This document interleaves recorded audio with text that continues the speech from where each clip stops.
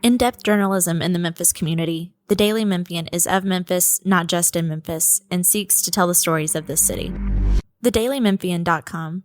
Truth in place.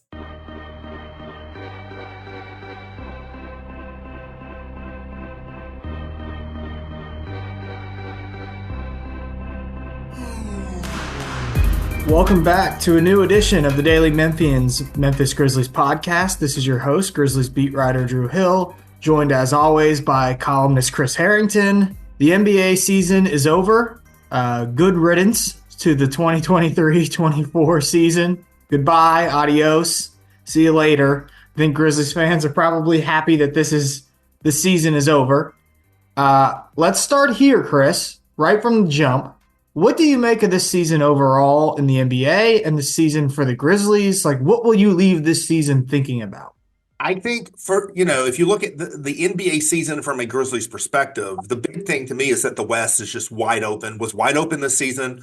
And, we'll see what happens over the summer. Things will change for all the teams, but it seems like it's going to be wide open going into next season too. I mean, you had Dallas as a 5 seed, getting to the NBA finals. There are no juggernaut teams. Even defending champion Denver, which lost in the second round, proved not to be a juggernaut. And so I think, Boston was a juggernaut start to finish, but Boston also never got tested. Like, I don't want to take anything away from them because they have all the markings of a team that would have been a title team in any season, but they did not get tested like that. They had an incredibly easy run through all 4 rounds in terms of their opponents. And so I think for the Grizzlies and for 8 or 9 other teams in the West, you got to look up and say, why not us next season? Why not us in the NBA Finals? There's no reason we couldn't get there. The Grizzlies, I think, can honestly say that, but so can lots of other teams. But I think the Grizzlies have to treat it that way.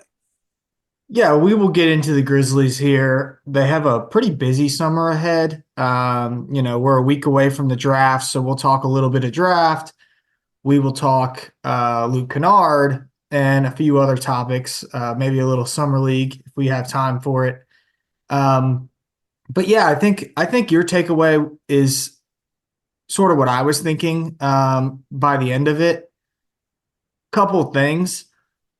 I know that the playoffs maybe weren't as entertaining as some previous years, maybe because a lot of the series weren't all that close. I mean, the closest ones were the Knicks series against the Pacers and against the Sixers, although you never really felt like the Knicks were good enough to make it to the finals, that no matter how those series went, Boston was probably going to come out of that.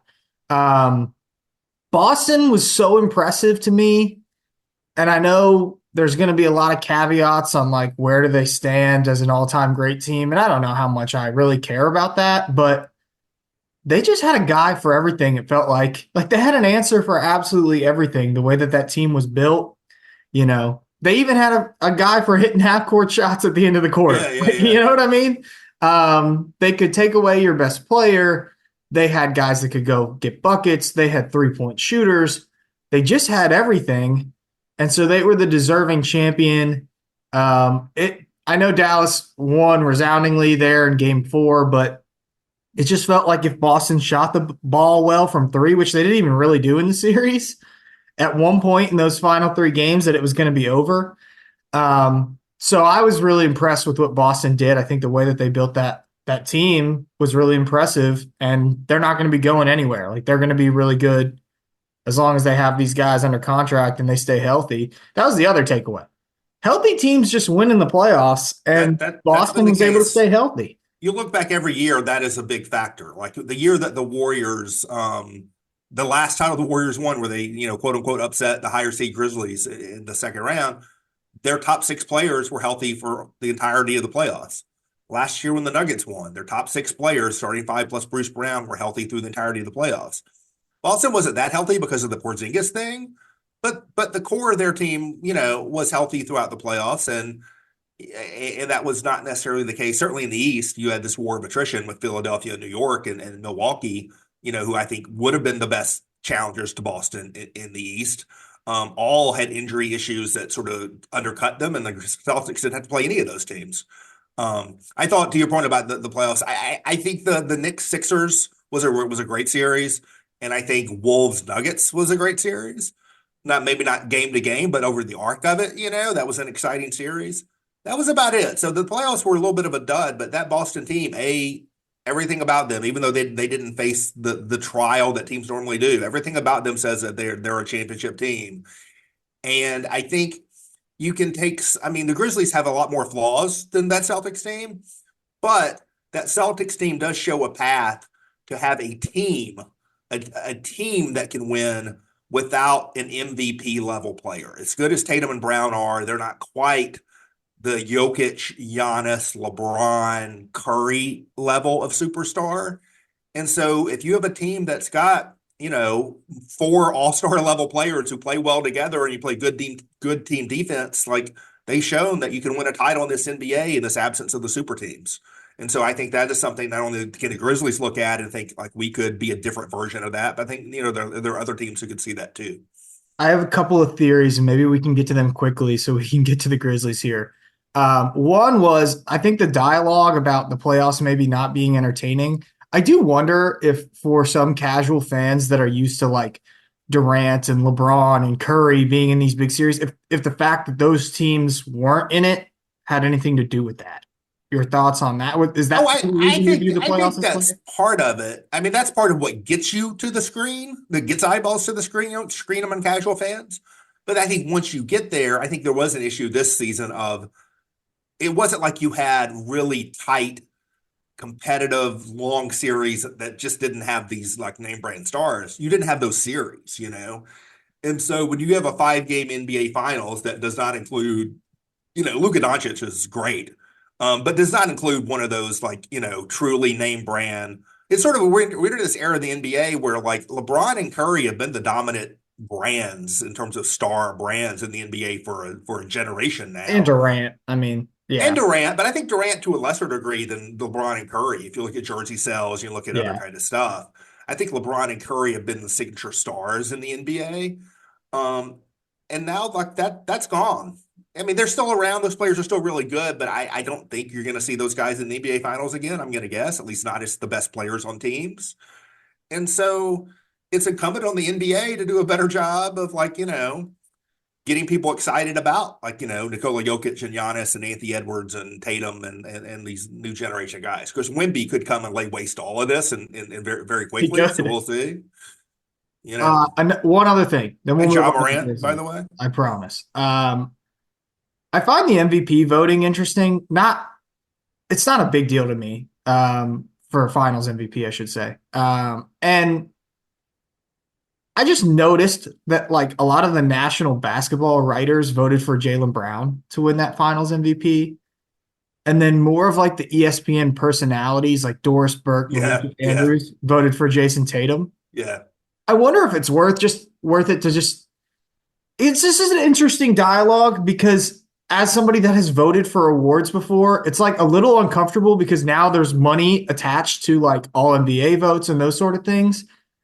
And it's almost like you just have to I'm not saying that these people did. I'm not accusing anybody of anything, but you have to wonder if like voting is swayed by content now. Right. And I just found that to be interesting. I thought Jaylen Brown deserved it. Yeah. It's interesting that of the ESPN people, the only ESPN person I think who voted for Brown was Tim Bontemps, who is more of a writer than like a personality, media personality, right? And probably thinks a little bit differently. I don't think it's as much. I think you're connecting the dots more closely than I would. I don't think it's about like thinking about what makes good content. I think it is this notion that, well, Tatum is the star of the team. And so that's who you vote for as the MVP instead of just like setting the names and the assumptions aside and just watching 5 games and figuring out who was the best player in those games. The reality is that Boston team was so balanced. Like I'm not endorsing like a shared. Remember the year that like four of the 5 Atlanta Hawks starters made the All-Star team? Like if ever there were an NBA Finals where you would have just said, Jaylen Brown, Jason Tatum, Drew Holiday, and Derek White or the 4-man co-MVP. Like that's really the way it went, Yeah. Okay, moving on to Memphis. I got asked this question by Jeffrey on the radio this week. And I'm just wondering. He asked if you put yourself in Zach Kleiman's shoes, and you were searching for the ideal offseason, the most ideal way that this could go for Memphis in terms of building the roster for next year, what do you think he would say is the ideal offseason? Look at you, like doing your Calkins thing of not like setting me up to think about the question so I would have a prepared answer on the podcast. Well, I got hit with it the same way that you did. Right. So I'm just curious what you would say. I can tell you what I said first if you'd rather. No, I don't have, I should have like, that's actually, that'd be a good column, right? I have not thought about that specifically. Here's the ideal Grizzlies offseason, right? The complicated factor of that is I do think my guess is that the Grizzlies would prefer more of a stretch the floor kind of center than a traditional big man kind of center. But I don't think when I did the exercise of like going through all the center candidates, which I wrote about last week, one of the takeaways is those guys are a lot harder to find. Yeah. We think about who's the big trade guy who could move. The biggest name, it's Jared Allen, who's more of a traditional center. When you think about who's the best center you can get in the draft, it's probably Donovan Clingan, who's more of a traditional center. When you think about who's the best like cheap free agent signing you could make, it's probably like, I don't know, Andre Drummond. And so like it's a lot harder to find that elusive like stretch the floor kind of center unless you just like really believe in that aspect of Khalil Ware or Kyle Filipowski or whatever. It's harder to find that guy. And so, I'm sort of talking around your question because I don't have a great answer to it. I don't.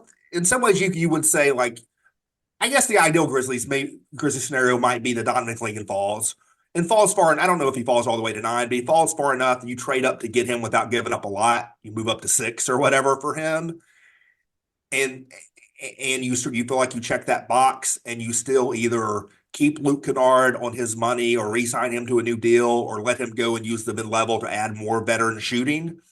But you're able to check your center box without spending more than like $10 million in cap space on it. And if you can get your center in the draft, you're able to do that. Yeah, that's what I said. Okay. I think the ideal scenario is they are able to find their front court fix via the draft. Right. Whether you have to trade in the draft or not. I left out the trade part. Ideally, you don't want to have to give up anything. You just have however you're doing it in the draft. If you draft the person you think will step immediately into your rotation as a center, you're spending less than $10 million to do it, right? However you do it in the draft. And you're able to get Kennard back on a new deal. Right. I think that would be ideal, right? Because then you could stay under the first apron. I mean, you're right. They could let him walk and they could use a mid-level and add someone else, theoretically. But I don't know if you're signing anyone. I don't know if you're going to sign anyone for the mid-level that's better than Luke Kennard. I just, not as a shooter. The market is. Right. Yeah. And you need shooting, which leads us to Kennard. Do you want to, I feel like we have to set this up every single time just because it's, if you're a casual fan that's following the team and you want to know if Luke Kennard is staying, we should set it up. Yeah. He's owed he has a team option for $14.7 million, I believe. Yeah, 14.76 is the number I have, so however you want to round that. Right around that number. And they could pick up that team option, but if they use the number 9 pick, then according to Bobby Marks, they're going to be $3 million over the first apron.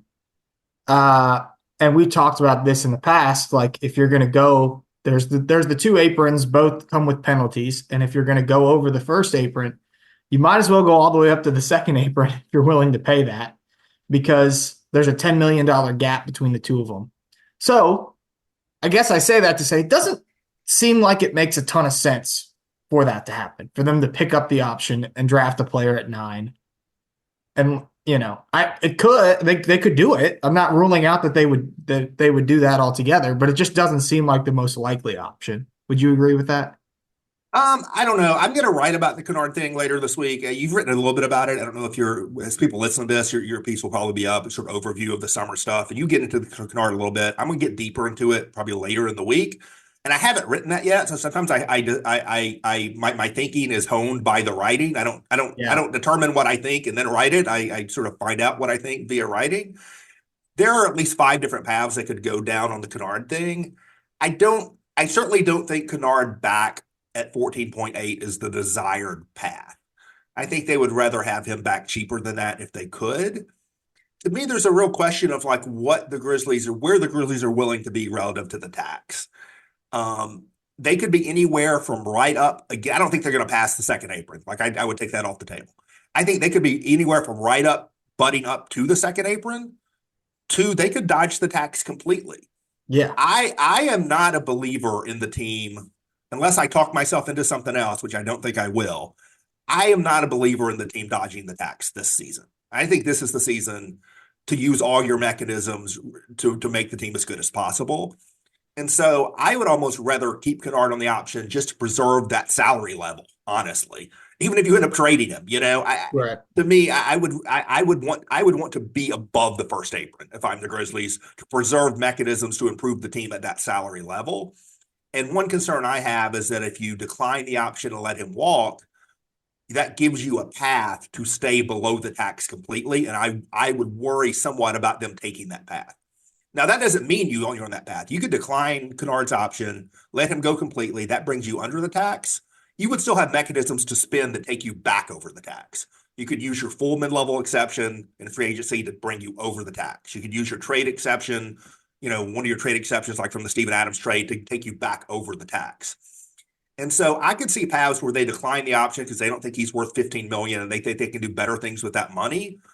But I would hope they would use all that money somewhere else, instead of just saving some of it. And I suppose it gets tricky with roster spots, but that's right. There's only so many roster spots. You could also draft somebody at 9 and pick up the option and then add another player with the room that you have. Now you're not going to add some superstar or anyone of real consequence, but you could. It just doesn't make sense to barely go over the first apron. If you're going to go over the first apron, you might as well go all the way up as close as you can to the second, in my opinion. So yeah, or be willing to. I mean, I don't think you spend money just for the sake of spending money, but you have to be willing to use what you can to make your team as good as possible. To your point about the roster spots, I mean, if you do what you most want to do and you fill up all your roster spots and you still got $5 million left under the second apron, you don't go out and say, let's find a way to spend this extra $5 million just to get there. I think but I think you have to be willing. There's no point in giving yourself an artificial line that's not one of the apron lines. Like if the aprons are like 178, I think, and 190, maybe 179 and 190. You decide on one, and then so the tax line. I'm making this up off the top of my head, but I think this is roughly accurate. I think the tax line is like 172, and I think the first apron's 179. I think the second apron is 190. So, like, you choose one of those lines and say that's the line we're not willing to cross. You don't choose a line that's in between those lines. Right. You choose one of those lines. And I'm not saying if you choose one of those lines, you have to spend $189 million or your off season's a failure. But you don't set yourself an artificial line that's not one of those. Yeah. I'm looking forward to reading what you write about Luke because, as you mentioned, mine was what I wrote was just literally a general overview of everything that they got going on. When it comes to shooting in general, where do you think this team stands? And I think it's interesting to put in the context of what you said about potentially wanting somebody that can stretch the floor as a big, because that obviously puts an emphasis on shooting. But they already have one non-shooting big in Brandon Clark in the mix. That's the thing, Yeah. It just doesn't feel like they have enough of it if they want to play that way. Right. So it makes the draft pick interesting too, because are you going to add quality shooting without having to move back up in the draft that way? Can you really find it in free agency? Those players usually come at a premium. Just where do you think the shooting stands overall on the team as we enter next season? And do they have enough to fit that style? I guess is the question. I mean, it's a real conundrum because they have a relative non-shooter in Ja Morant at point guard. I mean, Ja will take them, but his career percentage, I don't know what it is. It's like 30, 31, 32. It's somewhere in that area, right? So you hope that there's a leap from him at some point, but as of now, you have to consider you have a weak shooter at point guard, not a non-shooter, but a weak shooter. You have an erratic at best shooter in your backcourt rotation in Marcus Smart, who will definitely take them, but he's like a career, I don't know, 33%, right? Something like that. You have a non-shooter essentially in Brandon Clark in your rotation. That's a lot of questionable to non-shooters already in a rotation. And so I think it's hard to add more questionable or non-shooters to that rotation, but you might do it. Donovan Clinton would do it. Ron Holland would do it. Ron Holland, who's in some mock drafts, wouldn't be a shooter. Yeah. And who knows if Cody Williams is going to shoot next season, right? And the guys you would put on the other side of the line as shooters, they're not totally proven shooters. Like you hope Vince Williams, what you've seen is real. You hope Gigi Jackson, what you've seen is real. Jake LaRavia, he has not been a good percentage shooter until like late in the season when he started to come along, right? So I think it's a real conundrum for the team. They need more shooting, more valuable shooting in their rotation. But I'm someone who's always been leery of shooting at the expense of overall talent. Like, I don't know how much it helps you to have shooters who aren't good otherwise, that who are playing over better players. And so I've always struggled with that because I always I'm from the church of Kyle Anderson, right? I always tend towards the better overall player at the expense of shooting, and maybe I tend towards that too much. But I sort of value the total game more than just the pure shooting. But maybe at some point you just got to lean towards the pure shooting. That brings up the Kennard question. Kennard is not totally one-dimensional. Like he can handle the ball, he can do some other stuff, but pretty much he's a shooter, That's why I think it's important. I would like to have him back if I were the Grizzlies for that reason. And I mean, we should note, the season just ended, but they've been able to negotiate with Luke like a new deal already. So, I mean, you'd be naive to think that they're not trying to do that. They haven't already been trying to do that. Right. And there is a real question of whether or not he'd want to stay. He seems to be happy here. I mean, I wonder where things stand. I think the trick here, the awful truth of this is that I think the Grizzlies' desired scenario is a new contract with Luke Kennard. I suspect Luke Kennard's desired scenario is a new contract with the Grizzlies. The problem is finding a number that makes sense for both sides. And I have been skeptical from day one about both sides finding a number that they're both happy with. I just don't know. I can't figure out what that number is. Where I find the number, I'm like, I think the Grizzlies would do that. And, I think Luke Kennard, or more to the point, Luke Kennard's agent would do that. And I have real trouble figuring out what that number is. And I'm skeptical of both sides arrive at the number. There's got to be some sort of sweetener for Luke, right? That you can't just they're going to have to give him more years or something. Like they can't. Well, no, it's definitely going to be more years. Yeah. But the question is, I mean, that's a given, and they're not going to decline it and sign him to a 1-year contract. But is it get the number low enough that it makes sense for the Grizzlies? It's going to have to go. The lower the number on the front end, the further you're going to have to go out. If you do like a graph of this, right? Your X and Y axis. So the lower the number is on next year's salary relative to 14.7, the more you're going to have to go out to make that happen.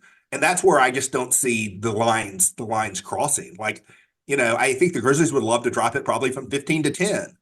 If you're Luke Kennard, are you signing a 2-year deal that starts at 10? I just don't know if you are. The one wrinkle in all this, and I'll get to this when I write, is that this is a team option. I mean, what happens if the Grizzlies decline the option and say, all right, try your best in free agency. Come back to us if you can't find something. The Grizzlies could just say, this is what we're willing to offer you. If you don't take it now, we'll decline it, and you could come back to us. What is Kennard going to get in free agency? Because declining the option does not preclude still signing him. I think the assumption has to be if you're declining the option to re-sign him, you're doing that with the deal already in place. Well, this is a scenario where you just decline the option and he goes into free agency, and you're like, we're here, we're still here. If we'll negotiate along with other teams, This is something that I called you yesterday about, and we discussed briefly, but the Grizzlies have a lot of shoes to fill in the front court, not just one. Not that that's like some sort of problem. It'd probably be pretty easy. It's also not a secret. Like I saw something pop up. It's funny, the Twitter stuff that happens where something that like is to me just like, suddenly becomes because it gets written about on some website somewhere. It's suddenly like a revelation. Yeah. The Grizzlies might be interested in 2 bigs. Well, of course they are. Yes, but I will say, in fairness, though, the focus from someone who doesn't have the mind of Chris Herrington is on who's going to be their starting big. Yeah, of course. Um, what do you think the options are on the backside of that? It's obviously you can use your two ways, like Trey Jamison. What do you think about that? Having him back, what do you think is the ideal way to fill Yeah, out the I mean, I'm not even second? factoring the two ways when I think about this. I'm thinking about the 15-man roster. I do think one of the three two ways is also going to be a big, and maybe Yeah. that's Trey Jemison, maybe that's someone else. But you think about a 15-man roster, typically you'll have 5 players in a front court depth chart, right?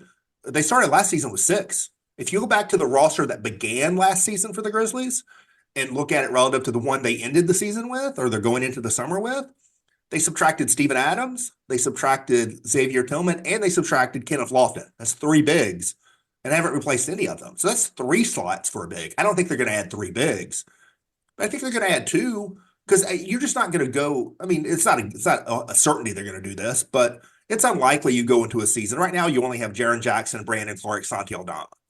So they're trying to add a 4th big to complete sort of a 10-man rotation dynamic, right? You got 3 of 4 slots checked in a 10-man rotation. You need 1 more slot checked for a Where do you big. put Jake?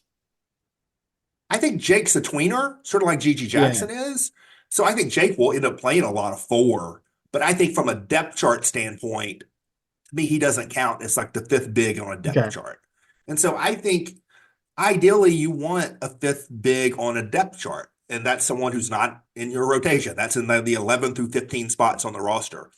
And I think that is going to end up being like the pick they have at 39, They could end up drafting, make up a name, like, Adem Bona from UCLA. Like what they could draft a big there. They could trade up from 39 and suddenly, you're adding Deron Holmes or whatever.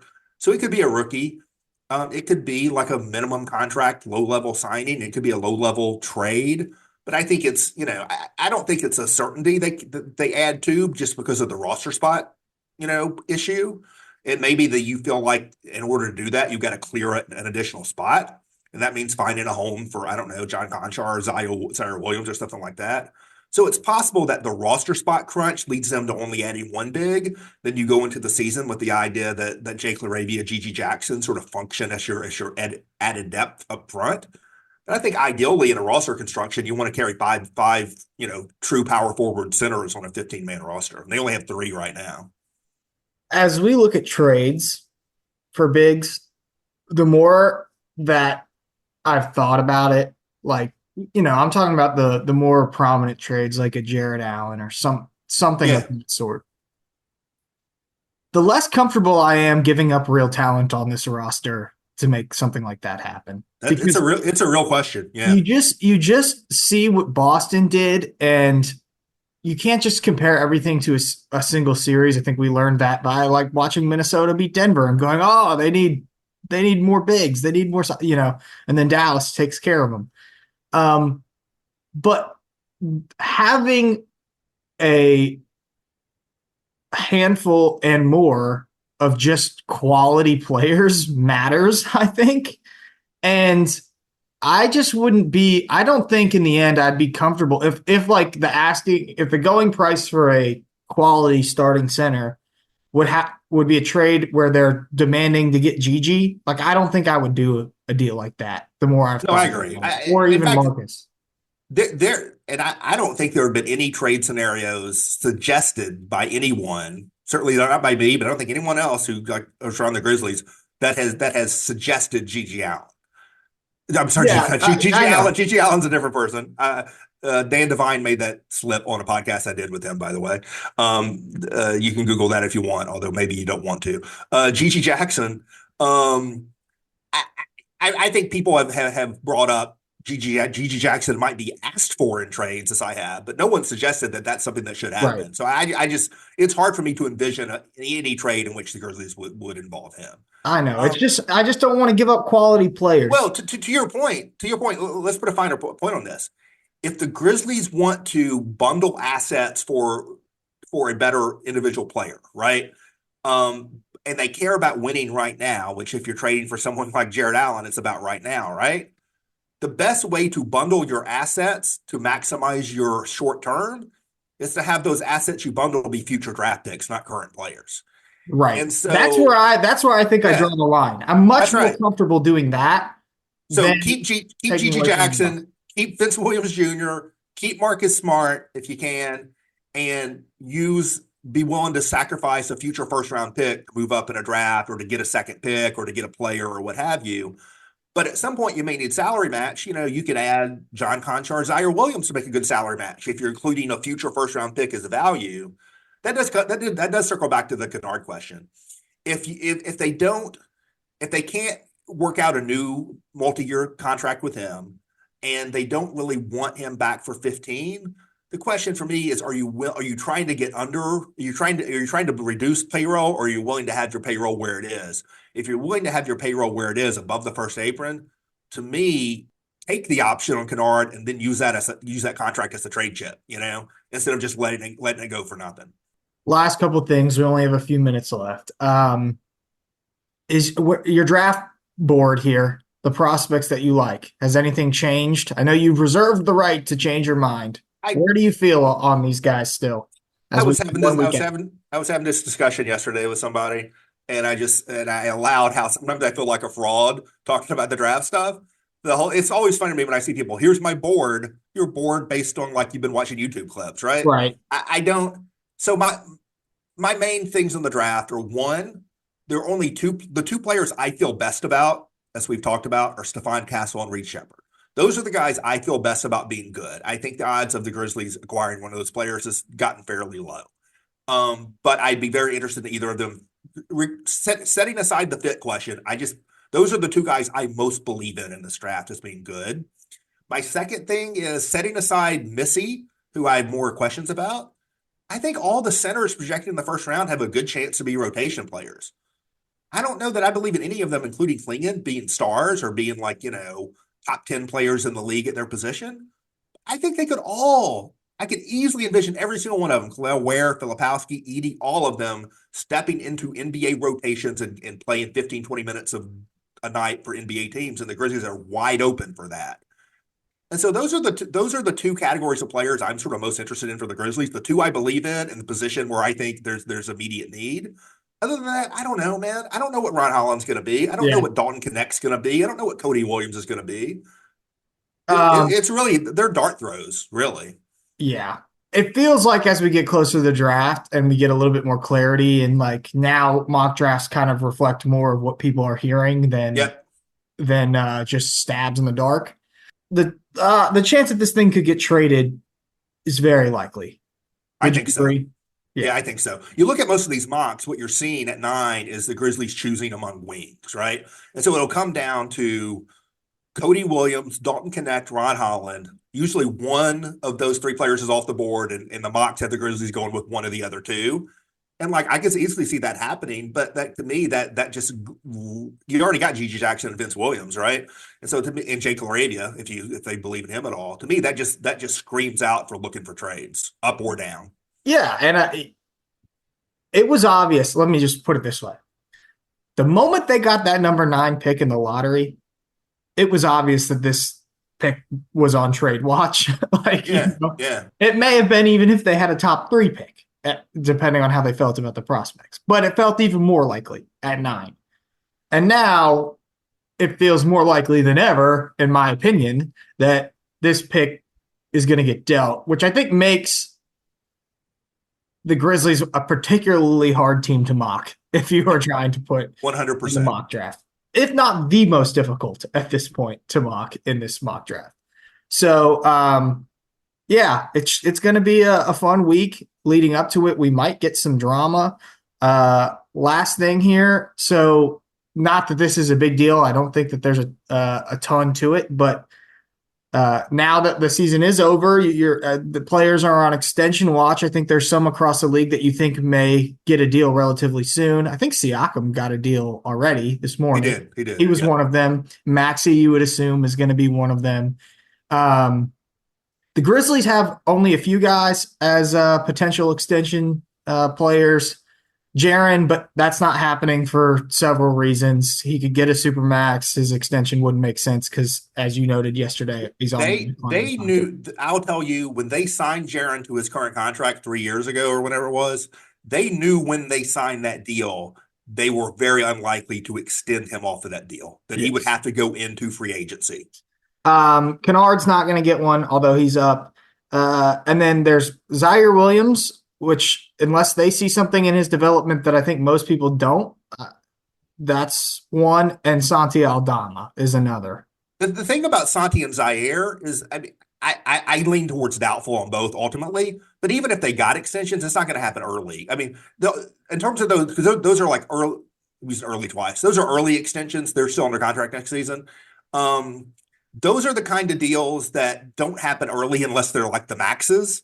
And so the kind of extensions players like that would ultimately agree to are things that happen in September, October, not things that happen in June or July. So I would wait on those. The only other one is Marcus Smart, who will be 32 when his current deal is done. Doesn't seem likely. I don't see that. He's still got 2 years left on the current deal. He's on the wrong side of 30 or headed that way. I mean, I'm not saying they would never extend him off of that deal, but I don't see them locking up an extension on him right now. No, doesn't seem to make a ton of sense. So I don't think we're going to get any news, as you mentioned, for a little bit on any of those extensions there. Well, I think that is going to do it for us this week. A little bit shorter, but we have the draft next week, so we may pod before draft day one more time, talk about draft prospects and whatnot. We may wait until after the draft. We'll just have to wait and see what happens. You're going to be back in Memphis, though. Yeah, I think maybe let's make a promise. Let's double up next week. Let's do one before, one after the draft. Okay, let's make that happen. But until next time, for Drew and for Chris, thanks for listening. Go listen to the other Daily Memphian podcasts. We're out of here.